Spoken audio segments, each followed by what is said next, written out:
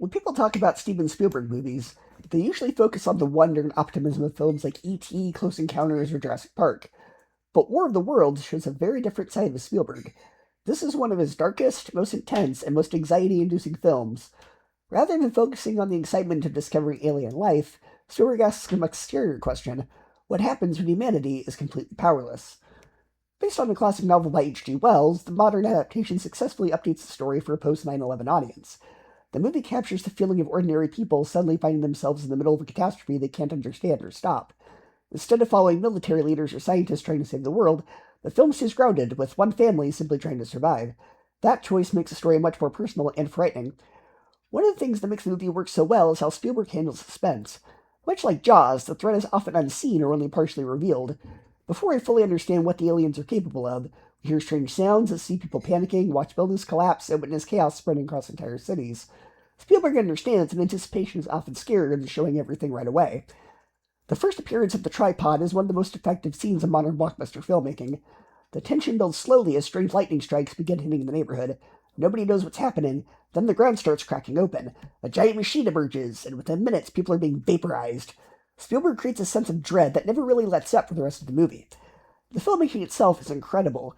Spielberg uses several long takes throughout the film that place the audience directly into the action.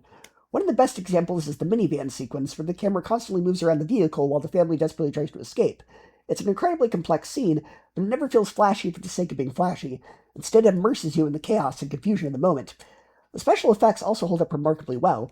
Even though the movie is now over 20 years old, man, I feel old, the tripods still look intimidating and believable.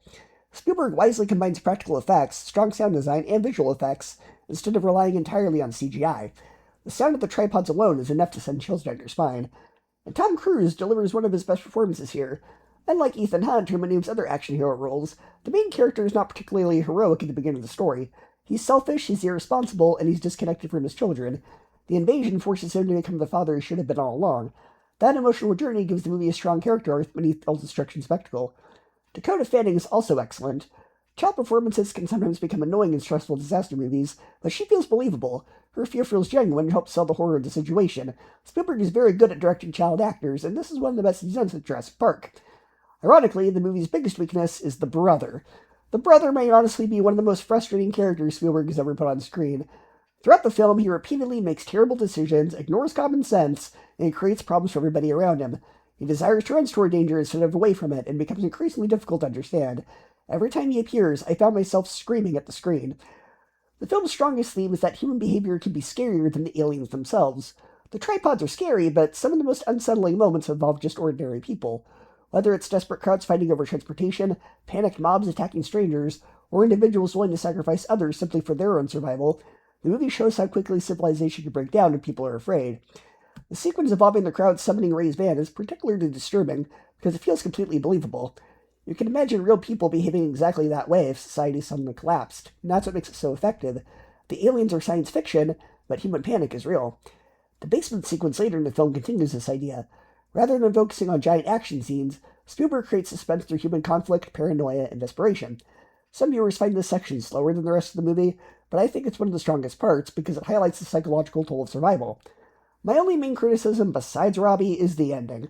Without spoiling anything if you haven't seen it, some aspects of the conclusion feel a little too convenient.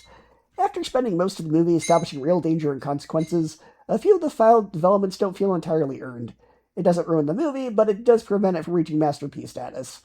Even so, War of the Worlds remains one of the strongest alien invasion films I've ever seen. It's thrilling, suspenseful, emotionally engaging, and impressive. Spielberg takes a familiar story and transforms it into something that feels timeless, and yet specifically reflective of early 21st century fears. The movie never lost its sense of urgency, and it keeps you invested from the beginning to the end. More than anything, it's a reminder that Spielberg isn't just a master of wonder and adventure. He's also a master of suspense, tension, and fear. For me, it gets an A-, a 9 out of 10, and a 4 out of 5 stars.